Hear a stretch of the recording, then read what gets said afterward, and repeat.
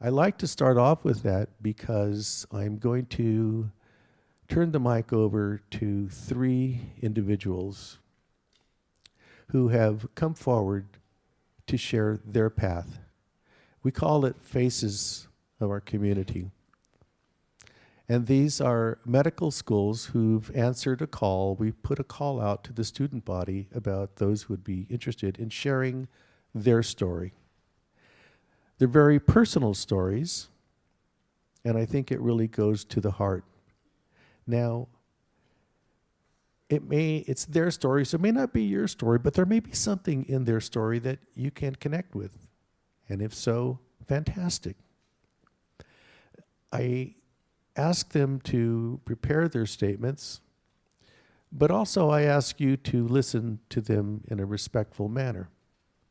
I will not have any cross-talk. What they're sharing is who they are.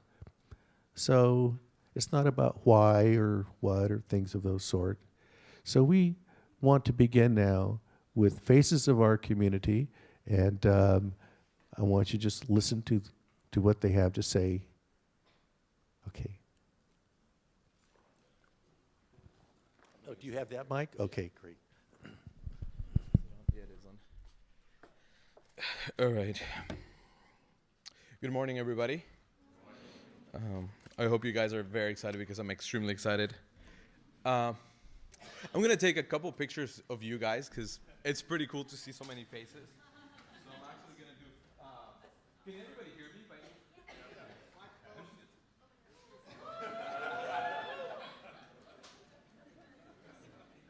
All right. Now I will go back to the microphone. So my name is Alvaro Morin. I'm a first-year medical student here. Thank you.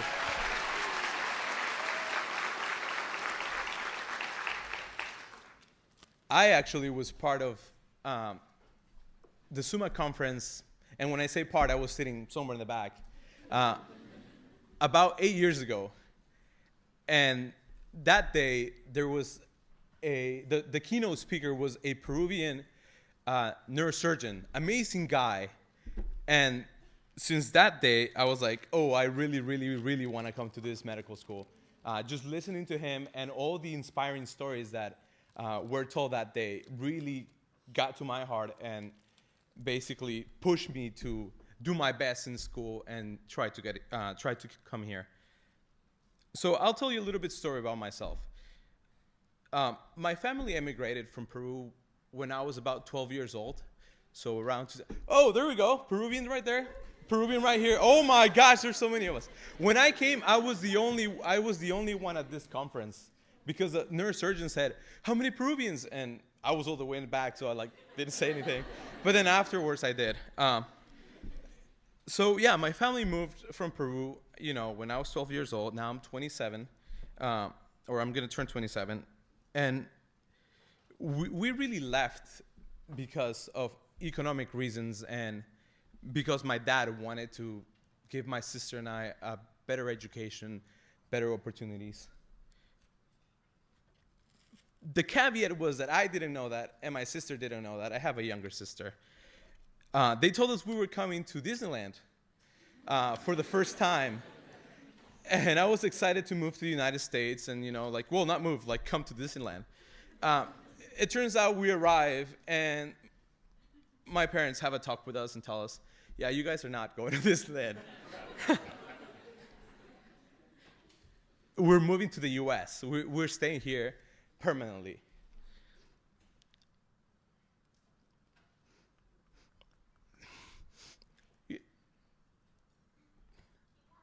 I got this. Leaving your own country, it's a difficult thing. And finding out later, it's even harder. The difficulties were the language, of course. We only spoke Spanish, so we didn't know how to communicate. The first day of school, coming into 7th grade, I remember very, very vividly going to dance class because since I didn't know any languages, they put us in ELD, they put me in dance, they put me in PE, and they put me in art. And so, luckily enough for me, I did not have to speak. I did not have to say anything. I just, in dance class, I just sat in the back, and we just sat in the back. There were probably 16, in that class there were 22 students. There were 16 Latino students. We were all sitting in the back. And the two kids who were doing their routine, they were dancing. But I think that was the first time I noticed the differences that one experiences because you come from a different background and you have to, in many ways, deal with being thought as being less. And they put us in the back of the room simply because, we couldn't communicate, but it did not mean that we couldn't understand, how to dance. Dancing is not something that you need to know English for. Yeah, maybe like if you explain something to somebody, but it's not something where the language barrier is correlated to how smart you are. But I'm telling you this story because as I moved on from middle school to high school, that came with me. The fact that people sometimes might see you as being less because you talk funny or because you don't understand something well or you ask one more question does really get to you. And it is very, very important that you do not forget that there will be people out there that do not understand your circumstances and they do not walk in your shoes and might not see you as a full person. But that should not stop you from pursuing your dreams. It is very important that you guys continue doing what you're doing and showing up to conferences like this one is a big, big important one because in many ways it shows you that we have a great diversity in medicine and a great potential here. I see faces from different backgrounds with different hairstyles, with different makeup, with different types of beards. So in many ways, this should show you, this is the way we're heading, and we're heading to more diversity. And if somebody were to tell you, you can't do it, which is probably something you guys have heard before, just brush it off. Just brush it off. Just let it go. I want to talk super quickly about why I went into medicine, because for me, it's a very personal story. I didn't really do very well in high school. Let me tell you that. I was not the top of my class. I was not in the middle of my class. And main reasons is because, like many of you guys, I worked while I was in high school. And I had to help at home. But then one day, my sister actually has all this behavioral problems. She was an ace. She was a smart one in my family. She had the A's. She was a GATE student. She was doing extremely well. And all of a sudden, within a couple of weeks, her behavior started changing. And then she was angry, and she wasn't sleeping very well. My mom didn't know what to do with her. It basically took us more than 6 months or 9 months to take her to the doctor because we didn't have insurance. And even then, my mom was very reluctant to take my sister to the doctor because she thought that it was something psychological or psychiatric. And as in my family, that's something that you really don't talk about. People, you don't want to talk about somebody having a mental illness and some type of problem. But when we finally took to my sister, and after like 6 more months after that, they discovered that my sister had a brain tumor, which was causing all the different problems that she was having. She went from being a straight A student to all D's and F's. So at that point, we were really worried. And this is when I was starting my first year of community college. And when my sister found out, she told me this, And I was starting to get interested in school, not in medicine, but in school. And it was then when I felt like I really wanted to take care of my sister. I wanted to be more informed about this problem. So I took anatomy. I spent a lot of time at the library, actually. And, I learned more about her condition and what was going on.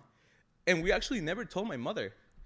She now knows, but we took a couple years. And why did we do that? Because the word tumor to my mom was a death sentence. Because before coming to Peru, like 2 years before arriving, my mom lost her younger sister to pancreatic cancer. So we actually kept this from my mom for a long, long time. But then that meant that there was a burden in my sister, on my sister and on me. And that was completely fine because we wanted to protect my mom from knowing all these things. And it also helped me realize that I deeply care about taking care of my sister. And that was something that I learned over time.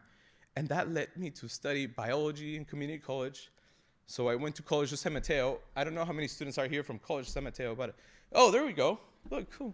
So I went to community College of San Mateo. I was actually there for longer than, they tell you to stay there. But that's completely fine. That is completely fine. You take as long as you need to take, You prepare yourself.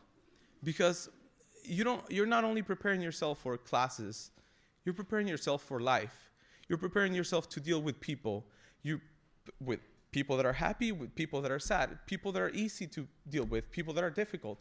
So in many ways, community college helps you a lot for that. But I went to community college, and since then, I said, I want to study the brain. I want to know more about the brain.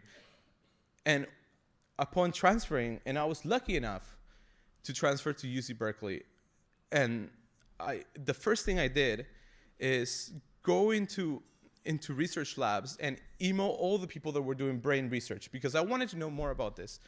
And this is the second part of my story, and something that might relate to you guys. You will get doors closed all the time, but please do not give up. Before I found a lab position, I sent out 20 emails, and even with the 20 emails, I never got a response. I never did get a response, and that's okay. And that's when what Dr. Garcia mentioned about stepping out of the box and start acting out of the box comes in. It is very important for you to do that. Maybe it is comfortable to write an email and try to reach these people out, but sometimes what you got to do is you got to go out and you actually got to physically knock on doors. And so what I did is I went out and I started knocking on doors. I figured out where all their labs were, which there's a directory for everything. So use your directories very well. I knocked on doors, and then, of course, usually grad students open doors. The grad student looked at me and was like, can I help you? And, from then on, I talked to her and explained what my interests in research were, and be prepared to talk to them about their research, and be prepared to show how excited you are about their research, because you can't just go in and say, I want to do research with you. You actually have to go in there with preparation and say, this is what I see you're doing. What is the next project you're doing? I would like to help you out with that. Now, it is very important that you do that. It is very, very important that you do that. This is something that, coming from a low-income community college background, you're never taught. Nobody tells you, past sending the email, if they don't reply, what do? Nobody tells you that. And, life teaches you that over time. But I'm telling you that now so that you don't forget. Reach out, and if there's something you really, really want to do, just keep working at it, and it will come. And so I did that for a couple years at Berkeley, and then because of economic situations, my economic situation, not economic situations, I had to work before I applied to medical school, because truthfully, medical school applications are extremely expensive, and they're not. You cannot apply without having money saved. So I took time off, and I worked for 3 years. I saved some money and then applied to medical school. I saved money to apply to medical schools. But even then, I kept my sister in my mind because that is my main goal, to really take care of my sister.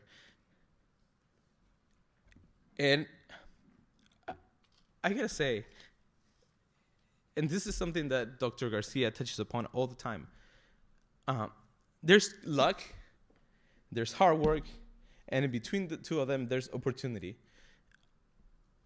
I think everybody here is capable of hard work, no doubt. If you're here, you're capable of hard work. Now, for a lot of us, opportunities don't come all the time because of our situations. So what does that mean? That means that we have to go out there and look for those opportunities. Because maybe for some of us, if we're lucky enough, they might land on our lap, but most of the time they do not. So what that means is we have to be proactive about looking for opportunities, about going out there and knocking on those doors. And not in the figurative way, but in the literal sense, you have to go out. There's no other way for you to get that position than to do that.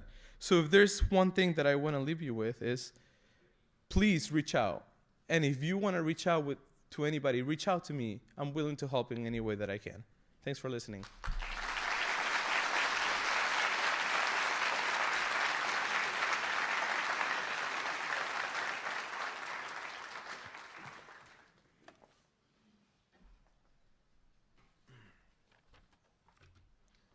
Hi, everybody. My name is Rich Trimble. I'm a first-year medical student. I'm also a community college student and went to Berkeley, but I didn't meet Alvaro there. I was lucky to meet him here. But anyway, this is the Minority Medical Alliance, so I bet some people are wondering what I'm doing standing up here. But a lot of my peers had the idea that I have an interesting story, and they wanted me to share it with you. So let's start at the beginning. I was born in Banning, and if you don't know where Banning is, I feel like you could live your whole life in Banning, California, and still not know where it is. Don't worry about it. But I was only there for a couple months. I lived on the Morongo Indian Reservation with my paternal grandmother, and then I moved with my maternal grandmother in Riverside County.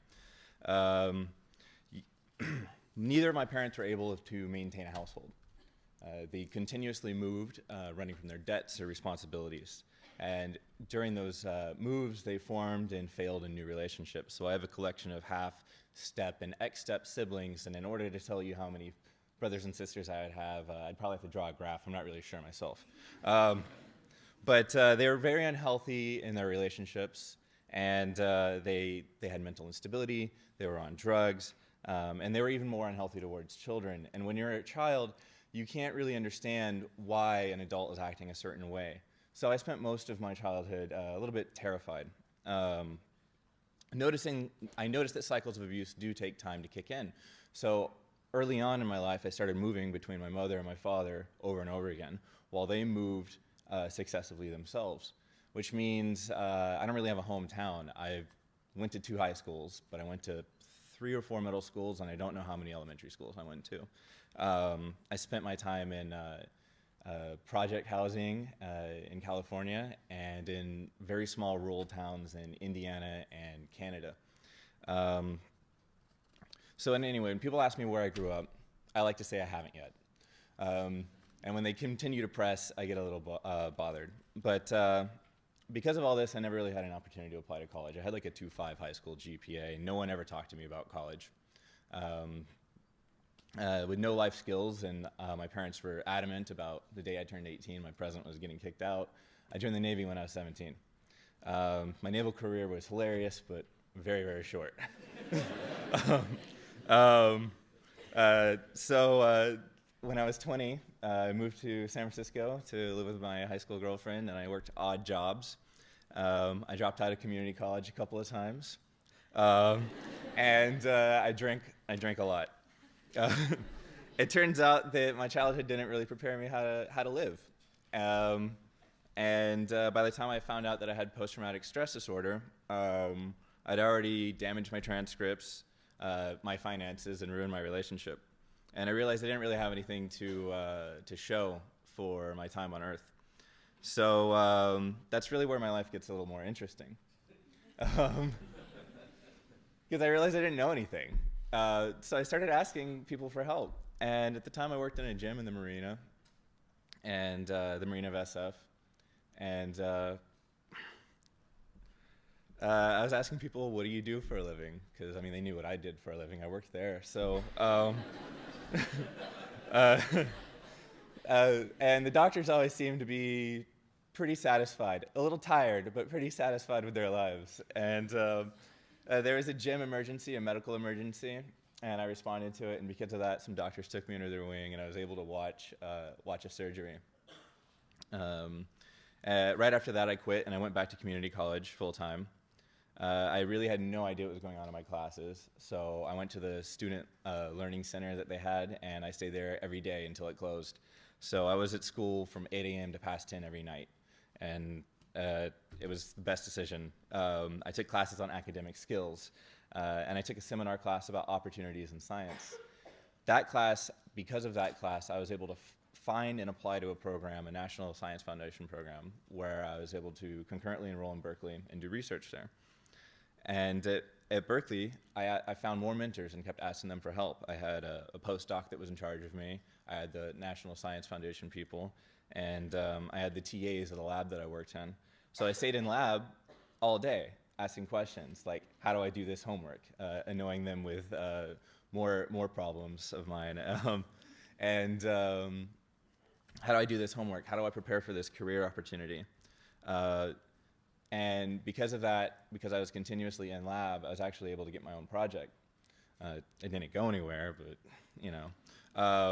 When it came to time to apply for the admissions, the transfer, I got help from my lab. I got help from my community college. I went in, like Alvaro was saying, knocking on doors.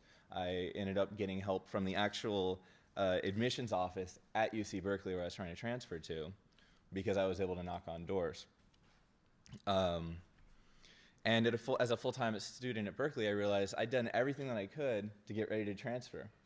And then now I had no idea how I was supposed to go to medical school, because that was just the next thing. So I joined a pre-medical frat, and they helped me pick courses, they helped me find extracurricular activities and volunteer opportunities. And they helped me find a social circle. And I want to tell you guys that birds of a feather really do flock together. You can surround yourself with success and you'll be successful. Everything that you need to learn to be successful, you're not going to invent it on your own. You're not going to auto-create it. You'll invent a thing here or a thing there that'll work for you. But the majority of it are things they're going to be things that you absorb from your peers. They're going to be things that you learn from your peer group. And that's what I had learned at Berkeley, and that helped propel me forward. And when I started college the final time, I decided I was only going to hang out with people who would help me build a healthy lifestyle and only help me build a healthy relationship and a healthy career for myself. And because of that, I only have one friend from before college, and I really like it that way. And the people I've known since I started, again, have given me a place to stay. They've given me guidance. They've helped me find jobs. They've tutored me for the MCAT. And they've given me an opportunity to do that for the next generation of students that are coming through. I've been able to mentor myself, and that's very important. That's something that you need to be able to find joy in doing. And I really feel it's all because I was able to throw away my pride, realize I didn't know anything, and ask for help. And I think in getting into medical school or even a four-year institution, many of us are all first-generation students. And what we're competing with is generational social capital of our peers, of our better connected peers. You're going to realize that your peers are going to have constant paid tutoring. They're going to have paid help in writing their familial, their personal statements, and they're going to have vast familial connections. And in order to overcome that, you need to be plucky, persistent, and punctual. You do need to go knock on doors. You do need to make phone calls. You need to write emails. And you need to not give up. Originally, when I started, I wanted to be a surgeon, just because I watched a surgery. I thought it was amazing. I realize now that I can't be a surgeon, you need depth perception and coordination. I almost put out my eye trying to brush my teeth this morning.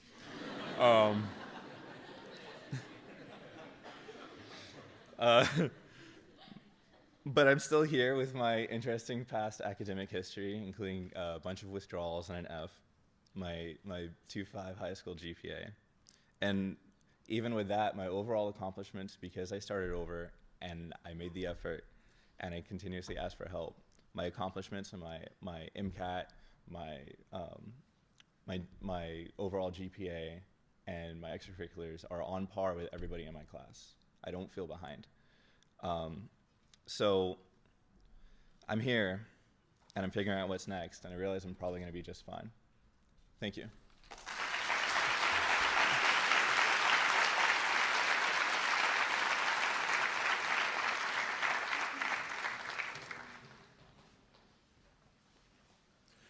Good morning, everyone. It's really amazing to hear the stories of some of my fellow classmates or people here at Stanford Medical School. These are stories I haven't heard before, and it reminds me how amazing a place this can be. It's really remarkably diverse. People come from all different backgrounds, and so you guys are getting a real treat from this. So my name is Keon. I'm a second-year medical student here, and I'm going to tell you guys a story, if you don't mind. I have a few remarks prepared. I was 12 years old when the fight started. She slapped me in the mouth, and she made me go outside in the dark and the bitter cold to clean off the snow off of our little blue Toyota. I stormed out of the house, fuming, broom in hand. The wind stung on top of an already bruised ego and a bruised lip. I thought I muttered it under my breath, but apparently my mom heard it loud and clear when I said, "I hate her." I'm not even sure if I meant it at the time. I was in the sixth grade, and I was going through a lot of changes, as you do when you're in sixth grade. My voice was cracking, hair was growing in new places. So, maybe it was the hormones talking. But the words slipped out of my mouth, and from that moment on, things were going to be very different between the two of us. "Oh, you hate me," she said when I came back into the house. "I'm going to give you a reason to hate me." And so the fights began. For most of my childhood, I went to failing inner-city schools. I did get an out-of-district permit for my sixth grade year, and so that year was really pivotal for me. So I went to a school where I didn't fear getting into fights every day, where the teachers were spending much more time teaching rather than trying to control the class, where there was a real diversity and real richness of ethnicities and religions at this sixth grade that I went to. I even had my first girlfriend. That was exciting. We would pass notes to each other in secret. Her parents were from Iraq, so they did not want me around. Also, we're 12 years old, so that kind of makes sense. But I love this school. I love learning. I always did love reading. I love my new friends. Most of them lived in the nicer part of town where this school was located, so I could only see them basically when we were in school. So you can imagine my horror when my mom decided that as punishment for what I had said, she was going to take me out of the good school and send me to the awful school in my district for junior high school. She was not only destroying the connections that I was making, she was sabotaging my education. All because of a comment that I made while I was upset. It didn't make any sense to me. Even at that young age, I knew that for poor families like ours, the only way out was education. And I didn't understand what kind of mom would punish her child by trying to destroy their child's chances of success. But she did it. And so for seventh grade, I went to one of the worst schools in the state. It still is one of the worst schools in the state. On that first day, I learned about a horrific tradition that when school was over, any seventh grade boy who was unlucky enough to cross the path of an eighth grader would be pummeled and beaten. It was their initiation, as it were. Even the teachers knew about it, and they didn't do anything to stop it. So there I was, standing behind the door, about to exit at the end of the school day, and I'm watching as there are these hordes of eighth graders surrounding seventh grade boys and beating them up. And I was like, I think I'll pass on this, thank you very much. And so I waited for my moment, and I was a really fast sprinter. So I ran as fast as I could, and this really tall and lanky 8th grader cried out, "Go catch him!" And they came after me, but I was too fast. So I got away unscathed. I was thanking my genetics, and I congratulated myself, really. But that victory was short-lived, because the next day, 4 really big, beefy 8th graders surrounded me at my locker. And they were like, "You're the little bitch who ran away yesterday, ain't you?" And they each took turns punching me in the back, in the stomach, in the chest. And they were laughing as they were doing it. It was really traumatic. When I told my mom what was happening at school, she said, "I'm not helping you." And she turned away. I had never felt so alone in my life. But this was also a pivotal moment for me. I resolved at that moment that I would not let my mother's spite and my bullies get the best of me. I was going to take matters into my own hands and figure it out. So my mom refused to pick me up from school so I could avoid being beat up by these bullies. So I learned how to take the bus. And when I learned that the bus was even more dangerous in terms of bullying and fighting, I just had to walk. And the walk was also dangerous because we lived in a bad neighborhood. So I got this yellow wooden mop stick. It had a little rusty nail through the end. And every day in the morning, I would get up and head out for school. I'd pick up my stick and I'd walk to school. I would drop my stick off in a little cluster of trees outside the school. And then at the end of the day, I would go back to that cluster of trees, pick up my stick, and walk back home. It was my protection. It was what I had to do. And I was not about to let this happen to me again for 8th grade. So I actually forged my mom's signature. I think the statute of limitations has passed on this, so I'm good. But I forged my mom's signature, and I filled out an out-of-district permit so I could go to another 8th grade. And it wasn't until I actually got approved for that out-of-district permit that I told my mom, "I'm going to another school." And I did. I went to that school for 8th grade. It was amazing. Within a few months of arriving, I was elected class president. It was great. It was amazing. And my mom and I were still fighting, but it was okay because I was sort of taking things into my own hands. As high school approached, I wanted to go to a really good private school in my hometown. And so again, in secret, I went and took the admissions test and signed up for the school. And I told my mom, "I'm going to this school." And she was like, "Whatever, Keon, it's all right." So she didn't stop me from going. And so I give her credit for not stopping me from going. But we were still fighting constantly. And every time we would fight, she knew that was the one thing that she could take away from me. And so she would threaten to go up to the school, disenroll me from this really high-performing high school, and send me to the school around the corner, where the valedictorian could not even pass the state graduation test. So this is the kind of thing that she would do to sort of spite me. And the administration told me also that if my mom wanted to disenroll me, there was nothing that I or they could do about it. She ultimately was my custodian. Fortunately, though, I had a lot of key figures in my life, and I think this is one of the key messages of what I want to say here, is that these key members of your life, you don't know who they are going to be in advance, but they have a way of arriving just when you need them. And for me, it was my great-grandparents.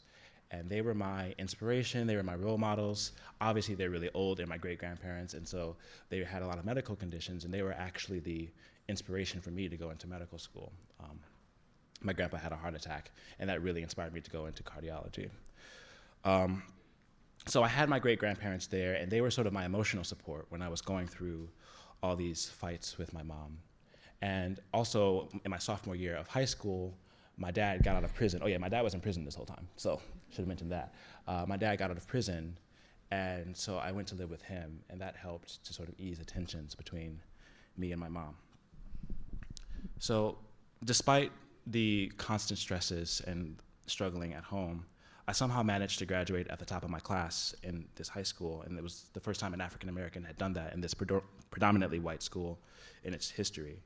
And so I went on to college, my dream school, and now I'm here at my dream medical school. And my experiences have had an incredible impact on how I see myself going forward, sort of how I make sense of what I'm supposed to do in life. I'm deeply committed to mentorship and helping students of color, undergrads of color who are facing adversity. We all face our adversity. We all have our struggles. And I think it's really, really important to reach back and help those who are in need. And so if you have questions, comments, worries, concerns, please come up to me. I'm here for you, right? I've been there. I've been in your shoes. And then in medicine, I'm motivated to help bridge the gap, the health disparities that people of color face in this country. So that's my story. I hope that something about it rang true or spoke to you. Thank you very much. Thank you so much, Keon. Would you guys stand up?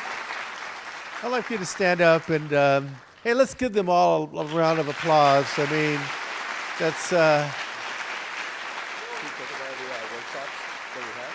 Huh? The workshops? yeah. We have workshops that are going to be coming, and we'll explore a lot of these things, but I just really hope you heard the different pathways and challenges, family, reaching out, resources. And since you are only, we need that 5% today, right? Remember that 5%? You know, you got that 5% going.